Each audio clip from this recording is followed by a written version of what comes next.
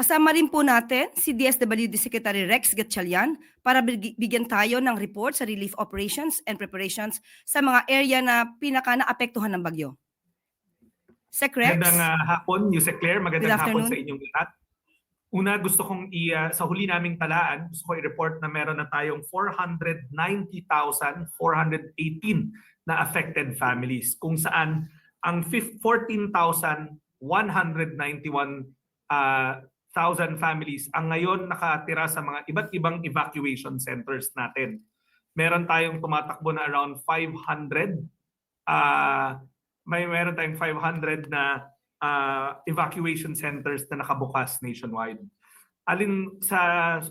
Nag-utos ang ating Pangulo na sa ganitong mga panahon siguraduhin na ang ating mga pamilya na apektado ay may sapat na pagkain at walang nagugutom. Sa katunayan, Yusek Claire, as we speak, 92,590 na family food packs na ang na-release ng DSWD mula nagsimula ang Bagyong Krising hanggang sa ngayon na may mga low pressure area. At tuloy-tuloy pa ho tayo. Alam naman natin na ang first line of response ay ang mga local government units, pero alam rin natin na limited ang kanilang mga capacity. Alinsunod sa utos ng ating Pangulo, sinisigurado ng DSWD na ready tayo sumuporta sa ating mga local government units para mabigyan ng tuloy-tuloy na pagkain ng ating mga affected families, lalong-lalo na ang nakatira sa loob ng evacuation center.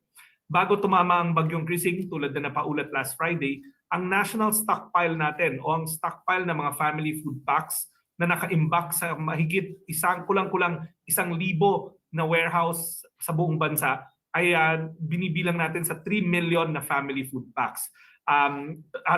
Tuloy-tuloy pa rin tayo sa pag-produce. Hindi ibig sabihin na dahil may 3 million na tayo sa bodega, tumigil na tayo. Sa katunayan, ang ating repacking center sa Pasay at sa Cebu, tuloy-tuloy ang production. Nakaka-produce sila ng tig to 20,000 kada araw para masigurado natin na makasunod tayo sa instruction ng ating Pangulo na walang pamilyang Pilipino na apektado ang magugutom. Maraming salamat, Yusek Claire. Maraming salamat, Sec Rex.